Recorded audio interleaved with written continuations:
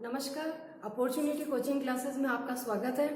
आज मैं साइंस से रिलेटेड एक टॉपिक आपके सामने लेकर आई हूँ जो समस्त कंपटीशन एग्जाम जैसे रीट लेवल फर्स्ट, सेकेंड, पटवार, कांस्टेबल, इसमें आपके लिए हेल्पफुल रहेगा। तो आइए हम शुरू करते हैं। मानव नेत्र, मैं साइंस से रिलेटेड टॉपिक ले रही हूँ, मानव नेत्र। तो जैसा कि आपको चित्र में दिखाई दे रहा है, मानव नेत्र जो है हमारी 5 ज्ञानेंद्रियों में से एक महत्वपूर्ण ज्ञानेंद्रिय है जो हमें दृष्टि ज्ञान करवाती है। हम इसकी संरचना के बारे में अध्ययन करेंगे। तो सबसे पहले आप सभी जानते हैं कि आंखों का 1/4 भाग बाहर की ओर उभरा हुआ रहता है और 3/4 भाग अंदर की ओर धंसा हुआ रहता है। आंख की आंतरिक संरचना के अंदर 3 प्रकार की झिल्लियां होती हैं, जैसा कि आपको चित्र में दिखाई दे रहा है। सबसे बाहरी झिल्ली को दृढ़ पटल कहा जाता है, इसका दूसरा नाम श्वेत पटल भी है। ये जो दृढ़ पटल है ये नेत्र की बाह्य आघातों से सुरक्षा करता है, साथ ही नेत्र की गोलाई को बनाए रखता है। दूसरी दृढ़ पटल के जस्ट नीचे दूसरी झिल्ली पाई जाती है जिसे कहा जाता है रक्तक पटल। ये रक्तक पटल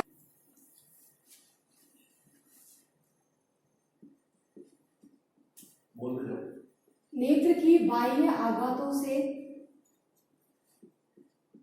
सुरक्षा और नेत्र की गोलाई की नियमितता। अब रक्तक पटल है, दृढ़ पटल के नीचे ये आपको दूसरी झिल्ली दिखाई दे रही है, उसको रक्तक पटल कहा जाता है। ये रक्तक पटल नेत्र के सभी भागों को पोषण वो O2 प्रदान करता है। ये जो रक्तक पटल होता है ये नेत्र के सभी भागों को पोषण प्रदान करता है, साथ ही ऑक्सीजन प्रदान करता है। तीसरी झिल्ली सबसे इंपॉर्टेंट जिसे दृष्टि पटल कहा जाता है, ये दृष्टि पटल को रेटिना भी कहते हैं। और किसी भी वस्तु का प्रतिबिंब सदैव रेटिना पर बनता है और रेटिना पर बनने वाला प्रतिबिंब सदैव वास्तविक और उल्टा बनता है। रेटिना पर किसी वस्तु का प्रतिबिंब बनता है और सदैव वास्तविक और उल्टा बनता है। रेटिना पर 2 प्रकार के बिंदु पाए जाते हैं, पहला पीत बिंदु और दूसरा अंध बिंदु। ये जो पीत बिंदु है यहां सबसे स्पष्ट प्रतिबिंब पाया जाता है। किसी वस्तु का सबसे स्पष्ट प्रतिबिंब पीत बिंदु पर बनता है और अंध बिंदु ऐसा बिंदु है जहां पर वस्तु का कोई प्रतिबिंब नहीं बनता है।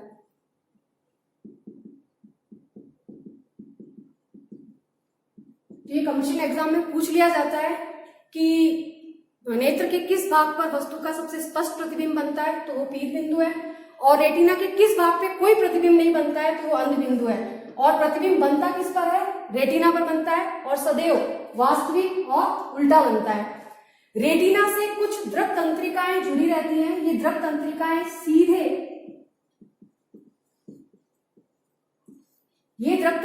सीधे मस्तिष्क तक जाती हैं। रेटिना पर बनने वाला वास्तविक और उल्टे प्रतिबिंब की सूचनाएं दृक तंत्रिकाएं मस्तिष्क तक ले जाती है, क्योंकि रेटिना पर जैसे ही प्रकाश गिरता है तो प्रकाश सुग्राही कोशिका सक्रिय हो जाती है और विद्युत सिग्नल उत्पन्न करती है।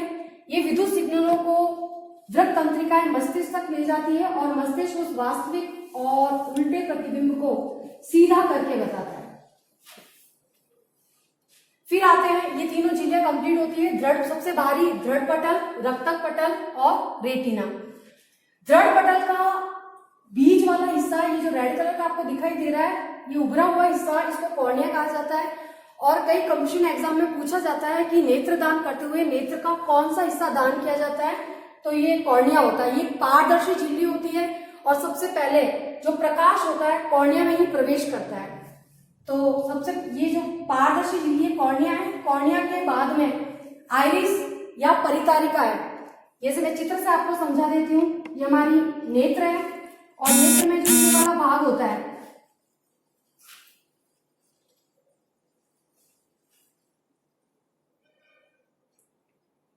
ये वाला भाग कहलाता है आइरिस। आपने देखा होगा मानव में जो आइरिस होता है या तो काले रंग का होता है या भूरे रंग का होता है या नीले रंग का होता है। तो ये जो आइरिस होता है ये नेत्र को रंग प्रदान करता है। मानव में नेत्र का रंग 3 प्रकार का होता है, काला, भूरा और नीला। सर्वाधिक रंग काला होता है, थोड़ा बहुत भूरा और रेयर केसेस में नीला रंग होता है। यानी जो आइरिस होता है ये मांसपेशी से बनी संरचना होती है और ये केवल नेत्र को रंग प्रदान करने का कार्य करती है। आइरिस के अंदर मध्य में एक छिद्र पाया जाता है, इस छिद्र को कहते हैं पुतली या तारा। ये चित्र में आपको दिखाई दे रहा है, ये वाला भाग इस आइरिस के मध्य भाग का, ये मध्य भाग है, इसे पुतली या तारा कहते हैं। जैसे ही प्रकाश कॉर्निया से प्रवेश करता है तो ये तुरंत पुतली में आता है। पुतली का आकार छोटा या बड़ा किया जा सकता है। जैसे तीव्र प्रकाश में पुतली का आकार छोटा हो जाता है और मंद प्रकाश में पुतली का आकार बड़ा हो जाता है। यह ऐसा क्यों होता है? क्योंकि तीव्र प्रकाश से हमारी आंखों को नुकसान पहुंच सकता है। तो तीव्र प्रकाश में जो पुतली होती है अपने व्यास को कम कर लेती है और मंद प्रकाश में ये व्यास को अधिक कर लेती है। तो पुतली या तारा के बाद में आपको एक लेंस दिखाई दे रहा है हमारे नेत्र के। ये भी कई कंपटीशन एग्जाम में पूछा गया है कि मानव नेत्र में कौन सा लेंस पाया जाता है। तो मानव नेत्र में उत्तल लेंस पाया जाता है। उत्तल लेंस बीच में से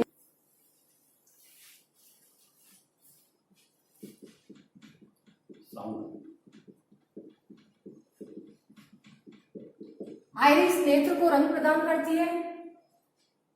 पुतली या तारा नेत्र में प्रवेश करने वाले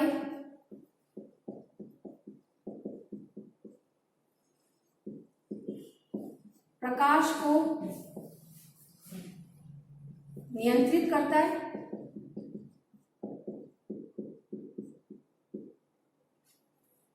लेंस उत्तल लेंस नेत्र में पाया जाने वाला लेंस उत्तल लेंस होता है। यह बीच में से मोटा और किनारों पे से पतला होता है और उत्तल लेंस द्वारा बना हुआ प्रतिबिंब सदैव वास्तविक और उल्टा होता है।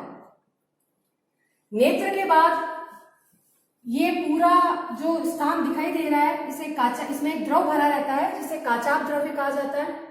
ये काचाभ द्रव नेत्र की गोलाई को बनाने में सहायता करता है। और एक द्रव और पाया जाता है यहाँ पे, नेत्रोद्रव। तो नेत्र में 2 प्रकार के द्रव पाए जाते हैं, एक तो नेत्रोद्रव और दूसरा काचाभ द्रव। पूछा जाए नेत्रोद्रव कहाँ पाया जाता है तो ये कॉर्निया और लेंस के बीच में, कॉर्निया और लेंस के बीच में पाए जाने वाले द्रव को नेत्रोद्रव कहते हैं और लेंस और रेटिना के बीच में पाए जाने वाले द्रव को काचाभ द्रव कहते हैं। इन दोनों द्रवों का अपवर्तनांक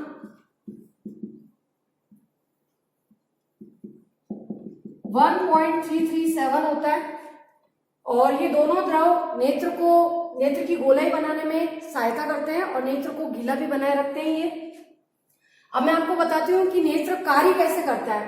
तो सर्वप्रथम प्रकाश की किरणें कॉर्निया से प्रवेश करती हैं। कॉर्निया एक पारदर्शी झिल्ली होती है और जैसे ही प्रकाश कॉर्निया में प्रवेश करता है और प्रवेश करने के बाद यह आइरिस से नहीं सीधा ही पुतली या तारा में प्रवेश करता है और तुरंत यहाँ लेंस से टकराता है।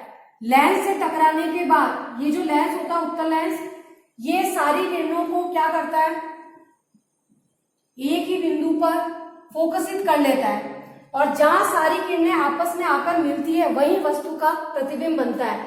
जैसे ही वस्तु का प्रतिबिंब बनता है रेटिना से जुड़ी हुई दृक तंत्रिकाएं तुरंत सक्रिय होती है क्योंकि यहाँ पे अनेक प्रकाश उद्रायी कोशिकाएं पाई जाती है। ये इस बनने वाले प्रतिबिंब को ग्रहण करती है और दृक तंत्रिकाएं इस संदेश को मस्तिष्क तक ले जाती है और मस्तिष्क इस प्रतिबिंब को हमें सीधा करके दिखाता है। इस प्रकार हमारा नेत्र कार्य करता है। अब हम बात करते हैं 2 प्रकार के बिंदुओं की जो अक्सर एग्जाम में पूछ लिए जाते हैं। पहला है निकट बिंदु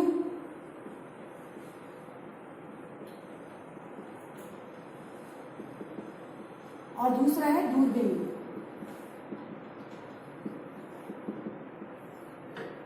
निकट बिंदु किसी वस्तु की नेत्र से वह न्यूनतम दूरी जिससे हमें वस्तु स्पष्ट दिखाई देती है, वह दूरी निकट बिंदु कहलाती है।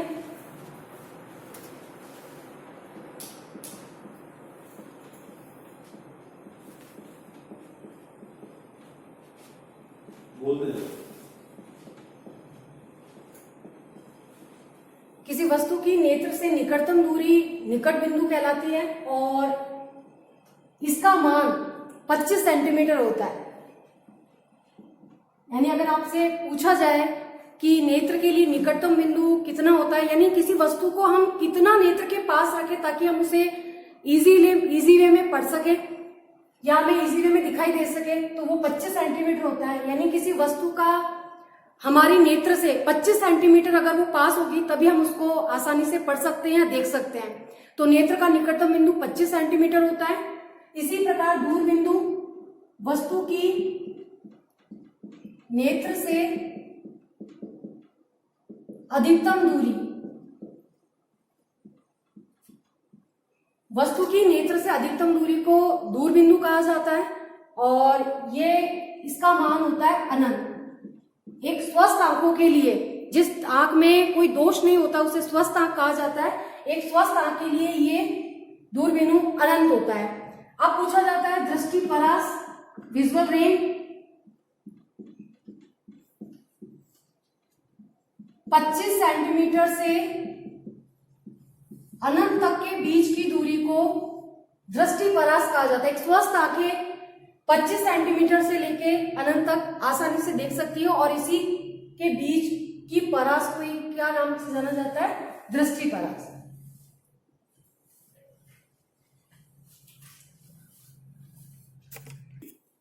अब हम बात करते हैं नेत्र दोषों की।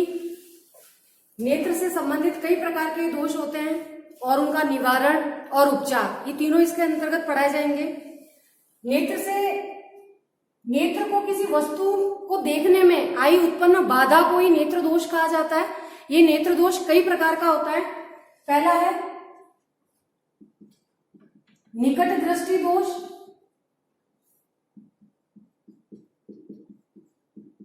इसको इंग्लिश में मायोपिया भी कहा जाता है। दूसरा है दूरदृष्टि दोष, इसको इंग्लिश में हाइपरमेट्रोपिया कहा जाता है।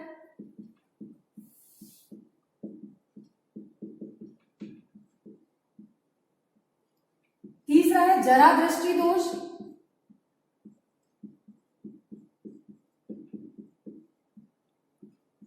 चौथा दृष्टि वैषम्य,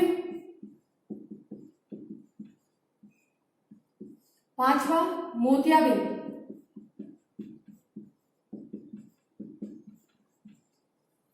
ये नेत्र से संबंधित रोग होते हैं। कुछ रोग और भी होते हैं जैसे वर्णांधता, लेकिन वो आनुवंशिकता से संबंधित होते हैं। ये यहाँ पे हम 5 दोषों की बात करते हैं। सबसे पहला दोष है निकट दृष्टि दोष। इस दोष में ये किसी भी उम्र में हो सकता है। निकट दृष्टि दोष में व्यक्ति को निकट की वस्तुएं तो साफ दिखाई देती है परंतु दूर की वस्तुएं साफ नहीं दिखाई देती है। इस दोष के निवारण हेतु इसका कारण पहले पूछा जाए, कारण क्या है, क्यों व्यक्ति को निकट की वस्तु तो साफ दिखाई देती है और दूर की वस्तु साफ या स्पष्ट नहीं दिखाई देती है। इसका कारण है कि प्रतिबिंब का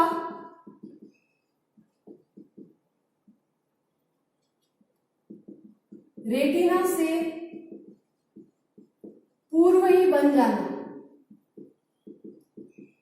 बनना कहां चाहिए प्रतिबिंब? हमेशा रेटिना पर, लेकिन रेटिना से बनने से रेटिना पर ना बन के, जैसे ये मैं आपको बता देती हूँ शॉर्ट में, ये कॉर्निया है, ये रेटिना है। ये प्रतिबिंब यहां बनना चाहिए लेकिन यहाँ रेटिना से पहले ही बन जाता है, तो इस वजह से व्यक्ति को दूर की वस्तुएं साफ नहीं दिखाई देती है। तो इसका उपचार, इसके उपचार के लिए व्यक्ति को अवतल लेंस का चश्मा दिया जाता है।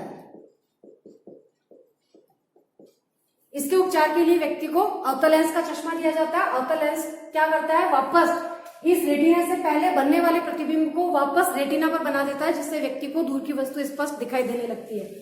दूसरा है दूरदृष्टि दोष या हाइपरमेट्रोपिया।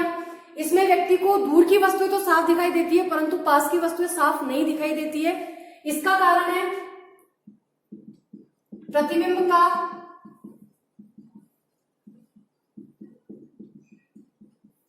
रेटिना के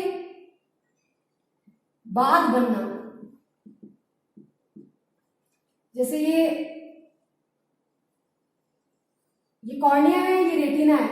बनना कहाँ चाहिए प्रतिबिंब? रेटिना पर, लेकिन बनता कहाँ है?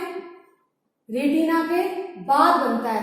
तो इस वजह से व्यक्ति को दूर की वस्तुएं तो साफ दिखती है लेकिन पास की वस्तु साफ नहीं दिखाई देती है। और इसके उपचार के लिए व्यक्ति को उत्तल लेंस का चश्मा दिया जाता है।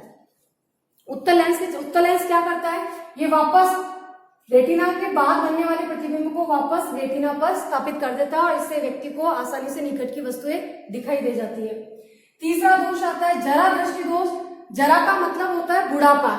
ये दोनों दोष किसी भी उम्र में हो सकते हैं, लेकिन जरा दृष्टि दोष सदैव बुढ़ापे में होता है। जैसे जैसे आयु बढ़ती जाती है वैसे वैसे व्यक्ति को पास की वस्तु के साथ साथ दूर की वस्तुएं भी दिखाई देना कम हो जाता है। तो इसका कारण नेत्र की मांसपेशियों या नेत्र की मांसपेशियों की लचीलेपन में कमी आना है।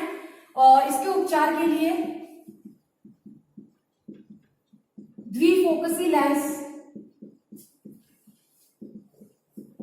का चश्मा दिया जाता है।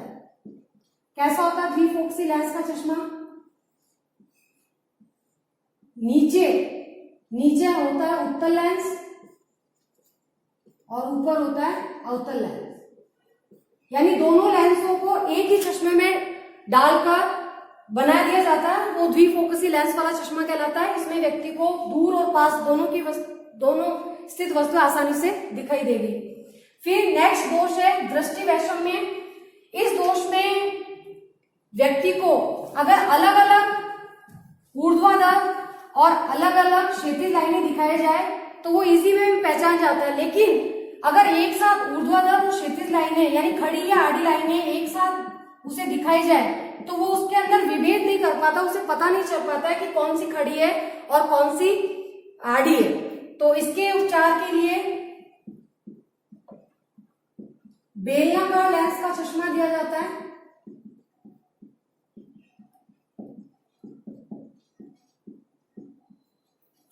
फिर आता है मोतियाबिंद। ये जैसे जैसे आयु बढ़ती है, बहुत बुढ़ापे में होता है ये, जैसे जैसे आयु बढ़ती है हमारा जो नेत्र का लेंस होता है उत्तल लेंस, इस उत्तल लेंस की पारदर्शिता कम होने लगती है, यानी ये दूधिया और घना होने लगता है। इसका मतलब ये क्या होने लगता है? अपारदर्शी होने लगता है। जब ये अपारदर्शी हो जाएगा तो प्रकाश की किरणें नेत्र में प्रवेश नहीं कर पाएगी। नेत्र में प्रवेश नहीं होगी तो प्रतिबिंब नहीं बन पाएगा। प्रतिबिंब नहीं बनेगा तो व्यक्ति को दिखाई नहीं देगा। तो इस दोष में सभी में व्यक्ति को थोड़ा बहुत दिखाई देता है, लेकिन इस दोष में व्यक्ति को पूरा ही दिखाई देना बंद हो जाता है। इसका एक ही उपचार है, शल्य क्रिया, यानी ऑपरेशन द्वारा क्या किया जाता है? नेत्र लेंस को हटाया जाता है और उसके बदले में नया लेंस लगाया जाता है। आधुनिक कृत्रिम तकनीक में आजकल मोतियाबिंद के लिए इंट्राऑक्यूलर लेंस लगाया जाता है।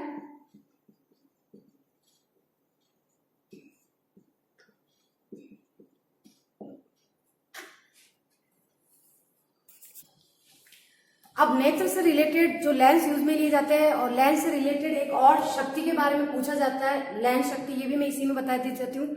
और लेंस शक्ति का क्योंकि कमीशन एग्जाम में पूछा जाता है, मात्रक वगैरह डायप्टर ये पूछ लिया जाता है, तो पहले अपन लेंस शक्ति के बारे में बात कर लेते हैं। लेंस शक्ति क्या होता है? शक्ति को अंग्रेजी में पावर कहते हैं, इसको P से रिप्रेजेंट किया जाता है।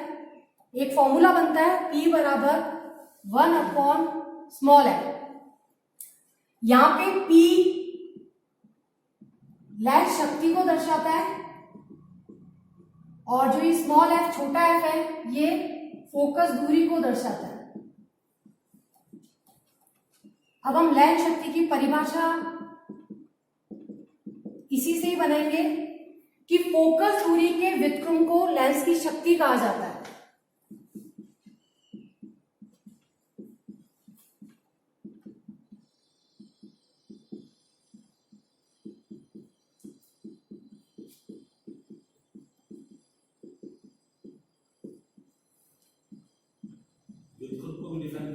व्युत्क्रम का मतलब होता है उल्टा। व्युत्क्रम का मतलब होता है उल्टा। उल्टे का मतलब ये होता है, एक तो होता है समानुपाती, एक होता है व्युत्क्रमानुपाती। समानुपाती का मतलब समान अनुपात में, और व्युत्क्रम का मतलब होता है उल्टा अनुपात। जैसे अगर P को हम बढ़ाते हैं तो वो उल्टा होगा, तो F घटेगा, और अगर हम P को घटाते हैं तो F बढ़ेगा। तो यहाँ पे व्युत्क्रम का मतलब होता है उल्टा। तो फोकस दूरी के व्युत्क्रम को लेंस की शक्ति कहा जाता है, और लेंस की शक्ति का मात्रक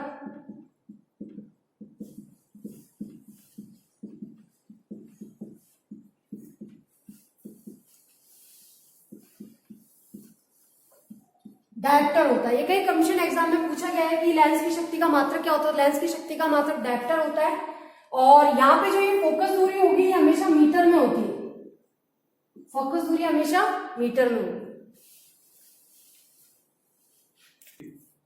इस प्रकार आज हमने नेत्र की संरचना, नेत्र दोष और लेंस शक्ति के बारे में पढ़ा है। आशा करती हूँ कि आपको ये वीडियो पसंद आया होगा। अगर आपको ये वीडियो पसंद आए तो प्लीज इसको लाइक करें, शेयर करें, सब्सक्राइब भी करें, और आप ज्यादा से ज्यादा इसको शेयर करेंगे तो ज्यादा से ज्यादा लोगों को इसका फायदा मिलेगा। नमस्कार।